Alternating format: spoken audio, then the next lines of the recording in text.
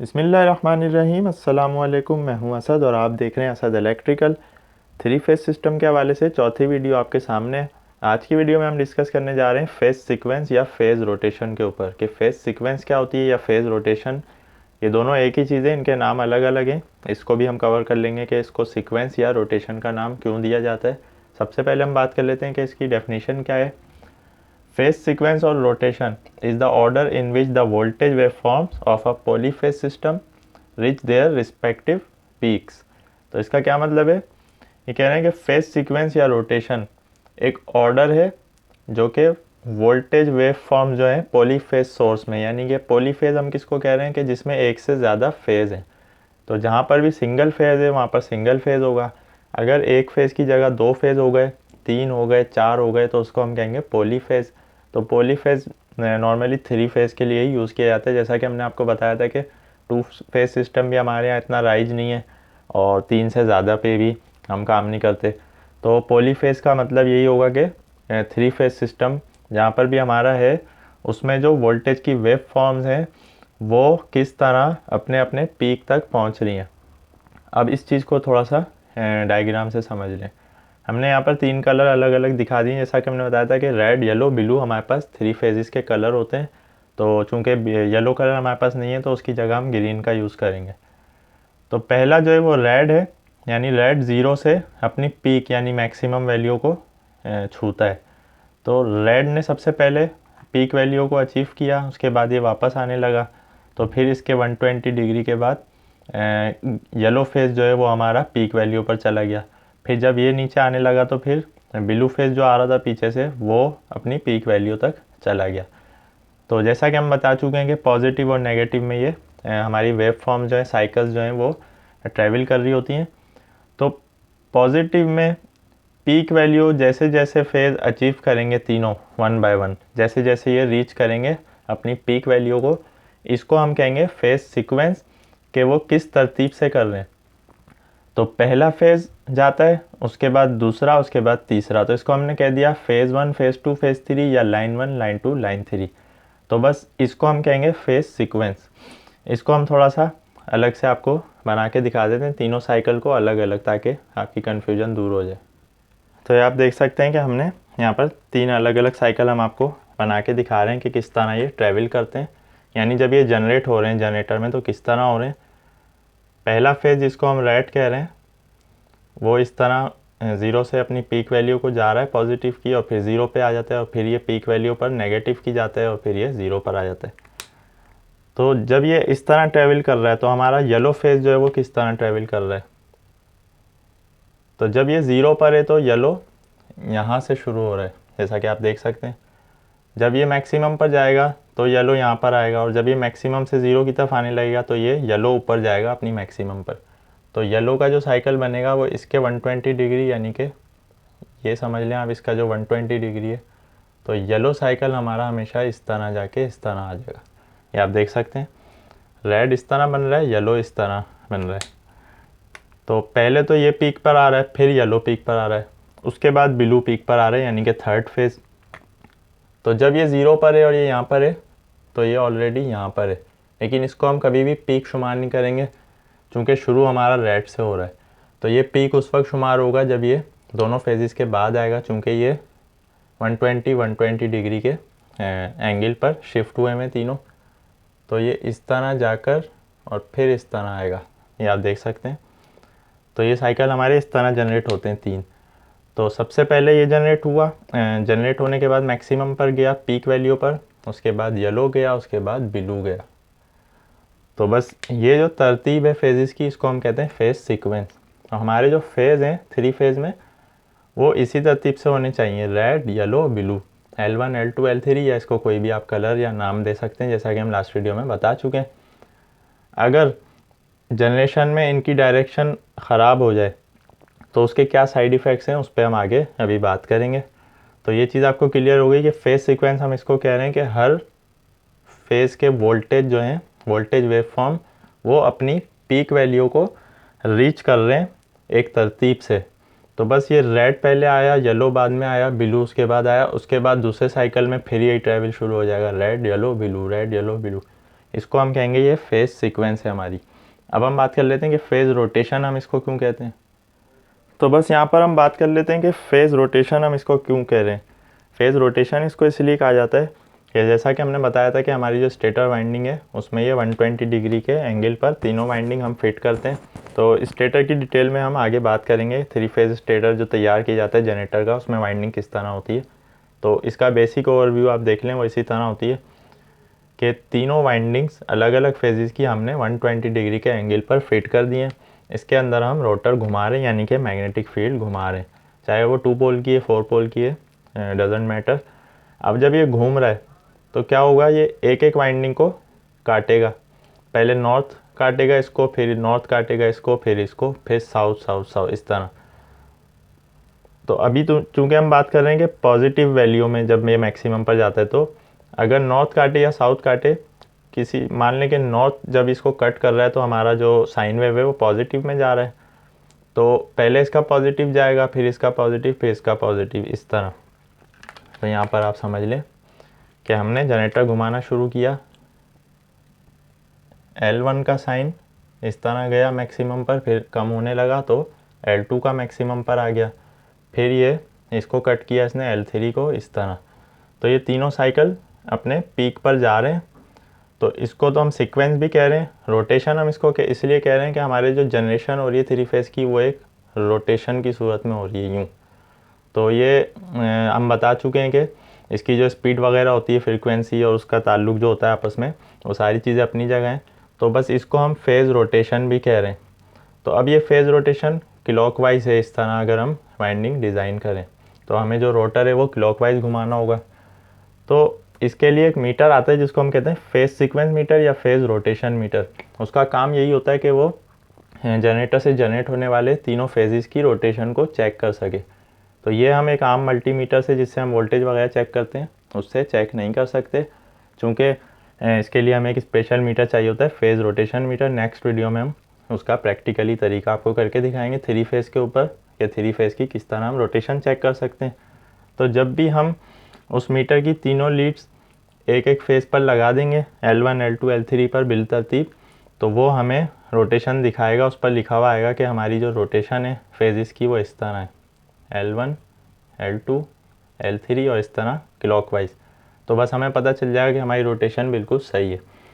अब अगर हमारा जनरेटर काउंटर क्लॉकवाइज है, जैसा कि अक्सर होते हैं, तो काउंटर क्लॉकवाइज में क्या होगा कि अगर तो हम वाइंडिंग का सेटअप इसी तरह रखेंगे तो हमारी काउंटर क्लॉकवाइज होने की वजह से L1, L3, L2 हमारी जो तरतीब है वो आउट हो जाएगी इस तरह।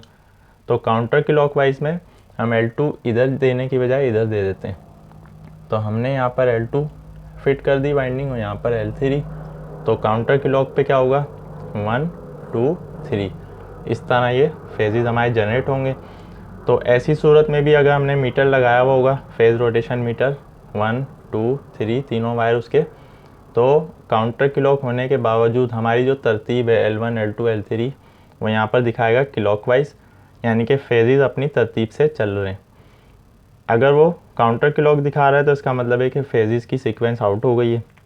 तो कोई सा भी एक वायर अगर तीनों फेजेस के में से किसी भी 2 वायर्स को हम इंटरचेंज कर दें तो हमारी रोटेशन आउट हो जाती है, उसको हम कहते हैं कि फेज सीक्वेंस हमारी आउट हो गई है।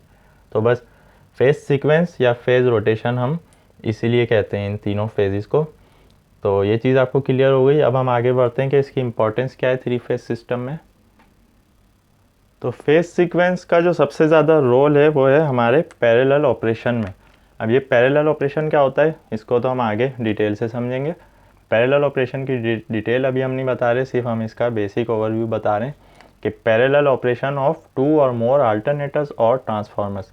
तो हमारे जो अल्टरनेटर्स यानी एसी जनरेटर्स होते हैं, वो जब हमें 2 पैरेलल में चलाने हो या 2 से ज़्यादा, हमारे पास 10 अल्टरनेटर्स हैं जिनको हमें पैरेलल में चलाना है, या हमारे पास बहुत सारे ट्रांसफार्मर्स हैं जिनको हमें पैरेलल ऑपरेशन चलाना है, तो वहाँ पर फेज सीक्वेंस का बहुत ही ज़्यादा रोल होता है और इसके बगैर हम ये काम नहीं कर सकते।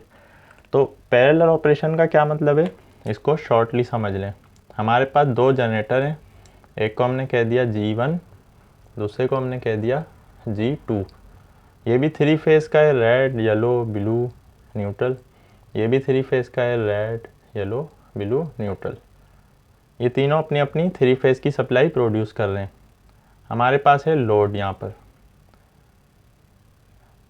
अब मान लें कि हमारे पास जो लोड है वो है 200 किलोवाट का, और ये जो हमारे पास जनरेटर हैं इनमें से दोनों 100 किलोवाट के। तो अगर तो हमें ये लोड दोनों जनरेटर से चलाना हो तो क्या करना होगा, आधा लोड एक पर डालना होगा, आधा दूसरे पर। उसमें हमारे पास नुकसान ये होता है कि अगर आधा लोड हमारे किसी एक जनरेटर में प्रॉब्लम आया तो आधा लोड जो है वो बंद हो जाएगा। उसके लिए फिर हमें केबल्स चेंज करनी पड़ेंगी, दूसरा जनरेटर लगाना पड़ेगा। इन सारी चीज़ों से बचने के लिए हम एक जो प्रोसेस यूज़ करते हैं उसको हम कहते हैं parallel operation of the generators या सिंक्रोनाइजेशन और लोड शेयरिंग। तो इसकी डिटेल हम आगे बहुत ही जो है वो तफसील से समझाने वाली है, इसलिए उस पर हम आगे बात करेंगे। इसको बस ये समझ लें कि इसमें हमें करना ये होता है कि हमें दोनों जनरेटर्स को एक करना होता है। दो जनरेटर्स हमारे एक हो जाएं, यानी कि अगर ये 100 किलोवाट का है, ये 100 किलोवाट का है, ये दोनों इस तरह मिल जाएं कि इनकी पावर मिलकर जमा हो जाए, 200 किलोवाट हो जाए। उसके बाद वो हम डायरेक्ट लोड पे कनेक्ट कर दें। तो लोड के जो वायर हैं वो हमने बस बार्स के ज़रिए इस तरह कनेक्ट किए हुए होते हैं। लोड को 3 फेज़ और न्यूट्रल चाहिए। बस इस जनरेटर को इस बार बस बार से कनेक्ट करने के लिए और इस जनरेटर को इस बस बार से कनेक्ट करने के लिए हमारे पास कुछ रिक्वायरमेंट्स होती हैं कि ये चीज़ें हमारी मैच होनी चाहिए। उनमें से एक चीज़ जो इम्पोर्टेंट है सबसे, वो है हमारी फेज़ सीक्वेंस या फेज़ रोटेशन। कि हमारे जो दोनों जनरेटर्स की जनरेट होने वाली सप्लाई है उसके फेज़ की सीक्वेंस बिल्कुल एक्यूरेट होगी तो हम ये काम कर सकते हैं, वरना ये पॉसिबल नहीं है।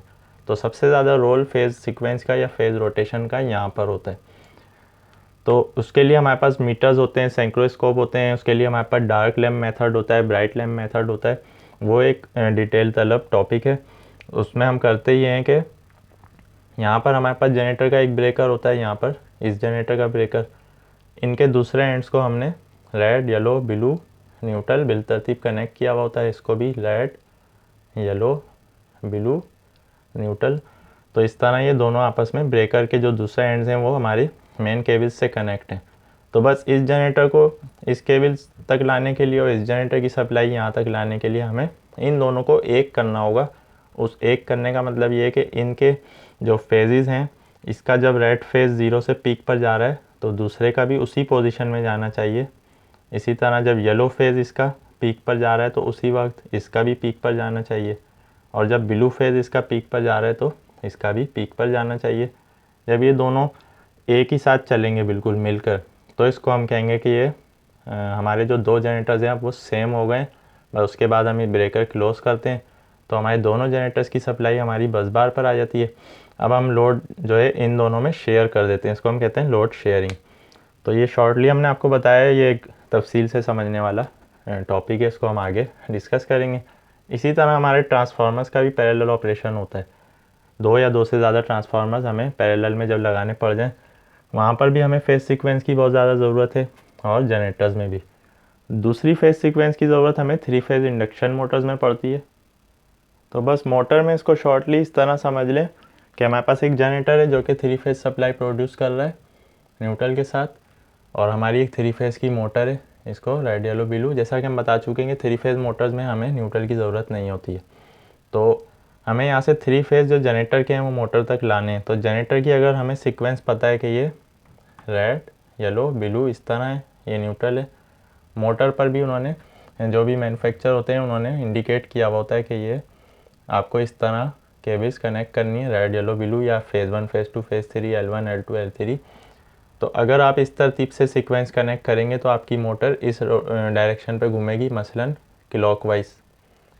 या अगर ये काउंटर क्लॉकवाइज के लिए हमें चाहिए तो उन्होंने बताया हुआ होता है कि आपको फेजेस इस तरह कनेक्ट करने हैं। तो क्या होगा, रेड को हम रेड पर लगाएंगे, येलो को येलो पर, ब्लू को ब्लू पर। तो जब ये जनरेटर सप्लाई प्रोड्यूस करेगा 3 फेज़ की तो हमारी मोटर जो उस पर मेंशन हुई हुई रोटेशन वो उसके मुताबिक उसकी रोटेशन होगी, उसके रोटर की।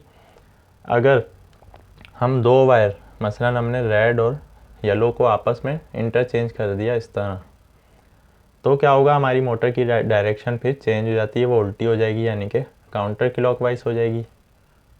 तो 3 फेज़ सिस्टम में जहाँ पर भी हमारे पास 3 फेज़ की मोटर्स होती हैं वहाँ पर 3 फेजेस में से कोई से भी दो वायर हमने इंटरचेंज किए तो हमारी मोटर की डायरेक्शन चेंज हो जाती है। हमें दोबारा मोटर की डायरेक्शन को वापस लाना है, तो फिर हम कोई से भी 2 वायर, मसलन अब हमने येलो और ब्लू को लेकर आपस में इंटरचेंज कर दिया, तो फिर डायरेक्शन इसकी इस तरह हो जाएगी। तो भाई इसका एक प्रोसीजर ये होता है। तो 3 फेज़ मोटर में एक फेज़ सीक्वेंस का ये रोल होता है कि इससे हमारी डायरेक्शन चेंज हो रही होती है मोटर की, और जनरेटर्स में और ट्रांसफार्मर्स में ये रोल होता है कि वहाँ पर पैरेलल ऑपरेशन यानी लोड शेयरिंग की जब भी हम बात करते हैं तो वहाँ पर फेज़ सीक्वेंस और रोटेशन की बहुत ज़्यादा इंपॉर्टेंस होती है। तो 3 फेज़ हमारे मोटर, जनरेटर और ट्रांसफार्मर ही हमारी मेन चीज़ें हैं जहाँ पर 3 फेज़ सिस्टम अप्लाई हो रहा है। तो बस आज की वीडियो में फेज़ सीक्वेंस और फेज़ रोटेशन के हवाले से आपका कॉन्सेप्ट क्लियर करना था। उम्मीद है कि वीडियो पसंद आई होगी। नेक्स्ट वीडियो में हम प्रैक्टिकली आपको 3 फेज़ के एक पैनल पर 3 फेज़ सिस्टम में जाकर फेज़ रोटेशन मीटर के ज़रिए उसकी सीक्वेंस आपको चेक करके दिखाएंगे। तो आज के लिए इतना ही। वीडियो पसंद आने की सूरत में लाइक करें, चैनल को सब्सक्राइब करें। नेक्स्ट वीडियो तक के लिए इजाज़त दीजिए। अल्लाह हाफिज़।